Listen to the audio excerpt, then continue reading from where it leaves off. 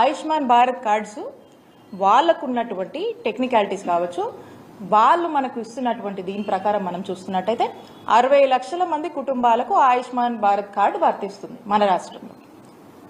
ఆరోగ్యశ్రీ మీరు చూసినట్టయితే ఆరోగ్యశ్రీలో 1,42,00,000 కుటుంబాలకు ఈరోజు ఆరోగ్యశ్రీ మన రాష్ట్రంలో వర్తిస్తుంది. అంటే 90% of the families in the state of ఆంధ్రప్రదేశ్కి ఆరోగ్యశ్రీ అనేది వర్తిస్తుంది. మరి 60 లక్షల మందికే వర్తించేటువంటి ఆయుష్మాన్ భారత్ కార్డ్స్ ని అందరూ తీసుకోవాలి, దాన్నే వాడుకోవాలంటే 60 లక్షల మందికే వర్తించేటువంటి ఈ ఆయుష్మాన్ భారత్ కార్డ్స్ మరి మిగతా వాళ్ళ పరిస్థితి ఏంటి? వాళ్ళకి ఏమైనా సమస్య వస్తే ఎక్కడికి పోవాలి? వాళ్ళకి ఏం వర్తించాలి అప్పుడు? అలాగే ఆరోగ్యశ్రీలో మనము 3,257 ప్రొసీజర్స్కి మనం కవర్ చేస్తాం ఆరోగ్యశ్రీలో. మరి ఆయుష్మాన్ భారత్ 1900 చిల్లర, 1949, అంటే 2,000 కన్నా తక్కువ ప్రొసీజర్స్ ఉన్నటువంటి ఆయుష్మాన్ భారత్ని మీరు వాడుకోండి అని చెప్పి చెప్తా ఉన్నారు. మరి ఈ 3,257 ప్రొసీజర్స్ మనం ఆరోగ్యశ్రీలో కవర్ చేస్తున్నటువంటి ఈ మిగతా ప్రొసీజర్స్, అంటే ఈ 2,000కు పైగా ఉన్నటువంటి మన దగ్గర ఉన్నటువంటి ఆరోగ్యశ్రీలో ఉన్నటువంటి 3,257 ప్రొసీజర్స్ లో ఉన్నటువంటి ప్రొసీజర్ ఏదన్నా ఈ రాష్ట్ర ప్రజలకు అవసరం అయితే ఎక్కడికి పోవాలి? ఎవరు బాధ్యత తీసుకుంటారు? ఎవరు బాధ్యత వహించాలి? అలానే ఆరోగ్యశ్రీ పరిధి 5 లక్షలు ఉన్నటువంటి ఆరోగ్యశ్రీ పరిధిని మా ముఖ్యమంత్రి గారు ఏ పేదవాడికి ఈ రాష్ట్రంలో భారం అవ్వకూడదు, ఎవరికి కూడా అవుట్ ఆఫ్ పాకెట్ ఎక్స్పెండిచర్ అవ్వకూడదు అని చెప్పి ఒక ముందు చూపుతో ఒక గొప్ప ఆలోచన చేసి ఆ కుటుంబంలో ఆ పేదవాడికి ఆ కష్టం వస్తే నాది బాధ్యత అని చెప్పి జగన్మోహన్ రెడ్డి గారు ఆ బాధ్యత తీసుకొని 5 లక్షలు ఉన్నటువంటి పరిధిని 25 లక్షల వరకు కూడా పెంచినటువంటి ఘనత జగన్మోహన్ రెడ్డి గారి ప్రభుత్వానికి దక్కింది. దాన్ని మేము అమలు చేశాం. మరి ఈ రోజున ఆయుష్మాన్ భారత్ మీరు చూసినట్టయితే 5 లక్షల వరకే ఇస్తుంది లిమిట్. మరి ఏదైనా ఒక ప్రజలకి ఆ ప్రొసీజర్కి లిమిట్ ఎక్సీడ్ అయితే 5 లక్షల కన్నా మించి ఎక్సీడ్ అయితే ఎక్కడికి పోవాలి? ఎవరిని అడగాలి? ఎవరు బాధ్యత తీసుకుంటారు?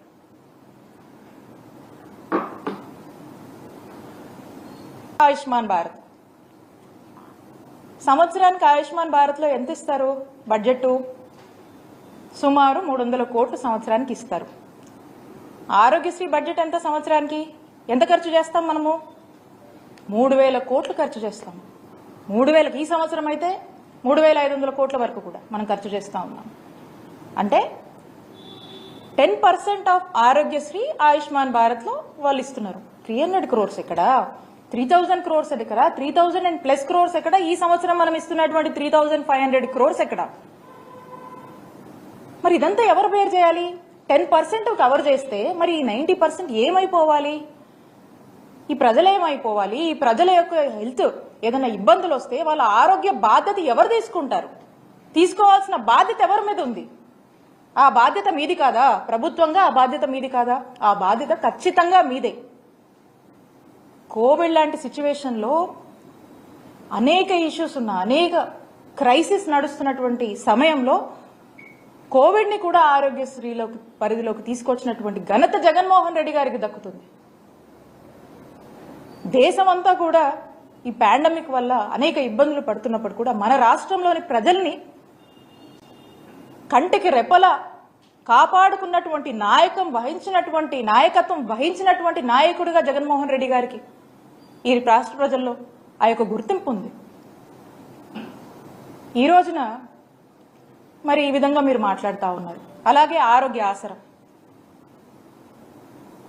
ఆసరం ఇది ఎవరికైనా ఆరోగ్యశ్రీలో ఉన్నటువంటి ఆ ప్రొసీజర్స్లో ఒక సర్జరీ అయినాక వాళ్ళు రికవరీ పీరియడ్ అని ఉంటుంది.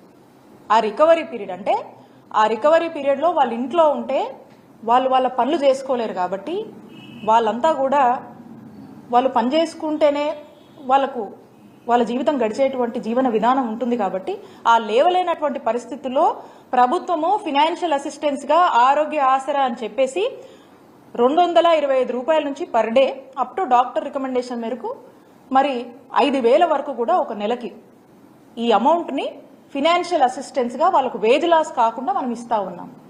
ఇది ఆరోగ్యశ్రీ ఉంటేనే వర్తిస్తుంది. దీనికి మనం సంవత్సరానికి 300 కోట్ల చొప్పున ఖర్చు చేస్తా ఉన్నాం. మరి ఇది ఆరోగ్యశ్రీ ఉంటేనే ఇది వర్తిస్తుంది. మరి ఆరోగ్య ఆసరాన్ని ఏం చేద్దాం అనుకుంటున్నారు? ఆరోగ్య ఆసరా మీద మీ స్టాండ్ ఏంటి? ఈ మొత్తం చూస్తూ ఉంటే అందుకనే అనిపిస్తూ ఉంది. నేనంటుంది కాదు, ఏదో రాజకీయంగానో రాజకీయం కోసం నేను అంటుంది కాదు. ఇవన్నీ కూడా మేము చేశాం, మనసు పెట్టి చేశాం. ఒక మనసున్న నాయకుడు ఈ రాష్ట్ర ప్రజలకు ఏ కష్టం వచ్చినా కూడా అది నా బాధ్యత, ఏ పేదవాడు ఒక ఆరోగ్య సమస్యతో ఇబ్బంది పడినా అది నా బాధ్యత అని భావించి జగన్మోహన్ రెడ్డి గారు నిరంతరం పరితపించి ఎంత కష్టమైనా సరే అనేక ఇష్యూస్ ఉన్నా ప్రయారిటీస్ ఇంకా ఉన్నా కూడా ఏదైతే ఇందాక మనం మాట్లాడుకున్నామో ఏ దేశానికైనా హెల్త్ అనేది ఒక టాప్ మోస్ట్ ప్రయారిటీ అని, కానీ మన ఆంధ్రప్రదేశ్ రాష్ట్రంలో జగనన్న ప్రభుత్వానికి ఒక టాపెస్ట్ ప్రయారిటీగా భావించి పేద ప్రజల ఆరోగ్యం కోసం ఎక్కడ కాంప్రమైజ్ కాకుండా ఏ రోజు ఏ సిచ్యువేషన్ అయినా కూడా వాటిని బేర్ చేస్తూ ఎక్కడ కూడా హెల్త్కి తగ్గించకుండా మరి ముందుకు నడిపినటువంటి విధానం ఈ రాష్ట్ర ప్రజలకు తెలుసు. కాబట్టి నేను అడుగుతా ఉన్నాను ఈ మంత్రుల్ని, అలాగే కూటమి ప్రభుత్వంలో ఉన్నటువంటి ముఖ్యమంత్రి గారు, ఆరోగ్యశ్రీ మీద మీ స్టాండ్ ఏంటి? దీని మీద మీరు స్పష్టత ఇవ్వవలసిందిగా మిమ్మల్ని నేను కోరుతా ఉన్నాను. అలాగే రీసెంట్గా చూస్తూ ఉన్నాము, మరి మంత్రి గారు మెడికల్ కాలేజెస్ గురించి మాట్లాడుతూ ఉన్నారు. ఈ రాష్ట్రంలో వైద్య విద్యని పెంపొందించాలని, క్యూరేటివ్ కేర్ని స్ట్రెంథెన్ చేయాలి, టెరిషరీ కేర్ని ఇంకా కూడా స్ట్రెంథెన్ చేయాలి.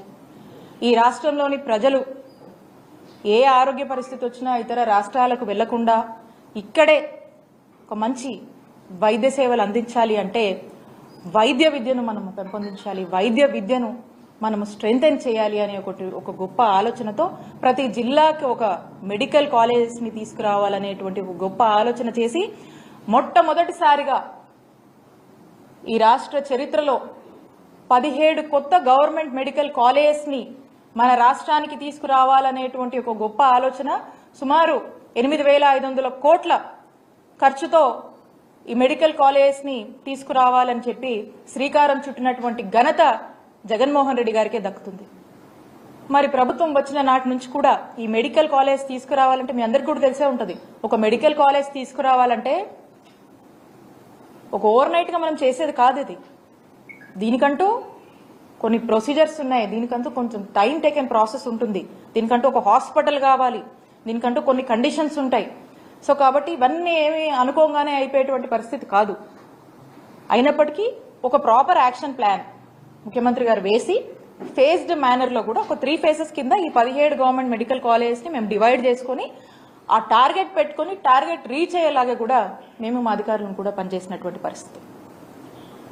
మరి ఈ ఫస్ట్ ఫేజ్లో మనం చూసినట్టయితే 5 మెడికల్ కాలేజెస్ అనుకున్నాం. 2023 to 24 ఒక 5 కాలేజెస్ అనుకున్నాం. ఆ 5 కాలేజెస్ ఏవైతే ఏం చేశామో దాని తగ్గట్టుగా ఆ 5 కాలేజెస్ని తీసుకొచ్చాము, ఇనాగరేట్ చేశాము, ప్రారంభించాము, ఒక బ్యాచ్ కూడా అయిపోయింది. ఆ నెక్స్ట్ ఫేజ్, సెకండ్ ఫేజ్ ఏదైతే ఉందో ఇది 24 to 25 ఈ బ్యాచ్ అంటే రేపు ఆగస్ట్ సెప్టెంబర్లో ప్రారంభం అవ్వాల్సినటువంటి పరిస్థితి.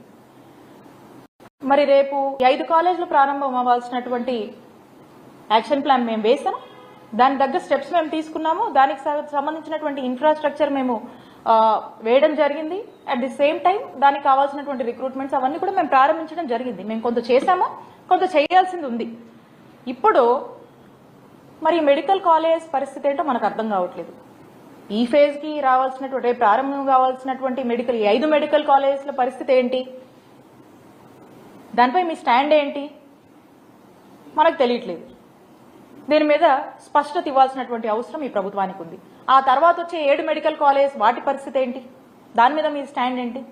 ఏదో ఇప్పుడు ఈ మెడికల్ కాలేజ్ చేస్తే, ఈ మెడికల్ కాలేజ్ని తీసుకొస్తే ఆ మంచి పేరు జగన్మోహన్ రెడ్డి గారికి వస్తుందేమో అనేటువంటి ఒక ఆలోచన ఏమైనా ఉందేమో నాకు తెలియదు. ముందు చూపు లేకుండా మెడికల్ కాలేజ్ కోసము ఆలోచన చేసి మరి ముందు చూపు లేకుండా జగన్మోహన్ రెడ్డి గారు ఆలోచన చేసి వెళ్తున్నారని చెప్పి మరి మంత్రి గారు మాట్లాడుతూ ఉన్నారు. ముందు చూపు లేకుండా ఏమీ ఆలోచన చేయలేదు. ముందు చూపు ఉంది. ఈ రాష్ట్ర ప్రజల కోసం కమిట్మెంట్ ఉంది. ఈ రాష్ట్రంలో అనేక మంది డాక్టర్ అవ్వాలనుకునేటువంటి విద్యార్థుల పట్ల బాధ్యత ఉంది. ఎంతో ఆశగా ఎదురు చూస్తున్నటువంటి ఆ తల్లిదండ్రుల పట్ల బాధ్యత ఉంది. కాబట్టే ఈ ఒక గొప్ప ఆలోచనలు చేశాం. ఒక మంచి మెరుగైన వైద్య సేవలు మన రాష్ట్రంలో అందించాలి, వాళ్ళ ప్రాంతానికి దగ్గరగా అందించాలి. ఎంతో మంది డాక్టర్స్ ని మనం తయారు చేయాలి. ఏదో మన రాష్ట్రానికే కాదు, మన దేశానికి, ఇతర దేశాలకు కూడా ఈ డాక్టర్లు సేవ చేయాలి అనేటువంటి ఒక గొప్ప ఆలోచనతో మనం ఇక్కడ డాక్టర్లని తయారు చేయాలి అనేటువంటి ఆలోచనతో ఒక మెడికల్ కాలేజ్ పెడితే ఒక డాక్టర్సే కాదండి, అనేక బెనిఫిట్స్ ఉంటాయి. ఆ ప్రాంతంలో మంచి వైద్య సేవలు అందించవచ్చు, ఆ ప్రాంతంలో ఎంప్లాయ్మెంట్ ఆపర్చునిటీస్ వస్తాయి, ఆ ప్రాంతం అభివృద్ధి చెందుతుంది. ఇలాంటి ఒక గొప్ప ఆలోచనతో మన ముఖ్యమంత్రి గారు ఆ రోజున జగన్మోహన్ రెడ్డి గారు అడుగులు వేస్తే మరి ముందు చూపు లేదు, ఎట్లా పడితే అట్లా చేశారు అని చెప్పి మాట్లాడుతూ ఉన్నారు. ఇక్కడ మరి మీరు ఎందుకు చేయలేకపోతా ఉన్నారు? మీ ప్రయారిటీ ఏంటి? మీ ప్రయారిటీ ఇది కాదా? వచ్చినప్పటి నాటి నుంచి ఆలోచన చేసి దీనికంటూ కొంత ఇన్ఫ్రాస్ట్రక్చర్ లే చేసి దీనికి సంబంధించినటువంటి పనులన్నీ కూడా మనం ప్రారంభించున్నాం. మరి లాస్ట్ ఇయర్ ఈ నోటీస్ వచ్చినప్పుడు మా ముఖ్యమంత్రి గారు జగన్మోహన్ రెడ్డి గారి ఆదేశాల మేరకు వెళ్లి కేంద్ర మంత్రిని కలిసి మా స్టేట్ పరిస్థితి, మా స్టేట్లో మేము పలానా ఆలోచన చేసి 17 మెడికల్ కాలేజ్ని తీసుకురావాలి, ప్రభుత్వ మెడికల్ కాలేజ్ తీసుకురావాలని ఒక ఆలోచన చేశాము. దీనికి సర్టెన్ ఇన్ఫ్రాస్ట్రక్చర్ కూడా లే చేసి ఇంత మేము ఇచ్చేసాము అని చెప్పి మన స్టేట్ నీడ్స్ ఎక్స్ప్రెస్ చేస్తే అప్పట్లో ఉన్నటువంటి యూనియన్ మినిస్టర్ మన్సుఖ్ మాండవ్య గారు ఎంబటే స్పందించి మన స్టేట్ యొక్క నీడ్స్ని గుర్తించి మనకు సపోర్టివ్గా ఉండేందుకు ఇమీడియట్గా కూడా ఒక 1 year పాటు ఆ కండిషన్ని రిలాక్సేషన్ ఇచ్చారు. ఆ రిలాక్సేషన్ ఇచ్చిన నాటికి ఆల్రెడీ మనం ఒక బ్యాచ్ కూడా మనది స్టార్ట్ అయిపోయింది. అంటే 5 కాలేజెస్ మనం ప్రారంభించాం, స్టార్ట్ అయిపోయింది. ఈ నెక్స్ట్ కాలేజ్ కోసం మనం రిలాక్సేషన్ కూడా తెచ్చుకున్నాం. అండ్ దీనికి సంబంధించి కొంత హార్డ్ వర్క్ మనం చేస్తున్నాము. సో కాబట్టి ఇంకా ఎందుకు ముందుకు వెళ్ళట్లేదు? ఎక్కడ డిలే ఉంది? ఎక్కడ ప్రాబ్లం వచ్చింది? దాన్ని ఇమీడియట్ గా కంప్లీట్ చేయాల్సినటువంటి బాధ్యత మీ మీద ఉందని గుర్తు చేస్తున్నాం. ఎంతో మంది ఆశగా విద్యార్థులు, తల్లిదండ్రులు ఎదురు చూస్తూ ఉన్నారు. సో కాబట్టి వాళ్ళందరికీ కూడా ఈరోజు మనం సమాధానం ఇవ్వాల్సినటువంటి బాధ్యత ప్రభుత్వంగా మీ మీద ఉందని చెప్పి గుర్తు చేస్తూ మీ అందరినీ కూడా మేము ఒకటే, ఈ ప్రభుత్వాన్ని ఒక సరైన స్పష్టత ఈ మెడికల్ కాలేజ్ మీద ఇవ్వమని మేము రిక్వెస్ట్ చేస్తూ ఉన్నాం. అలాగే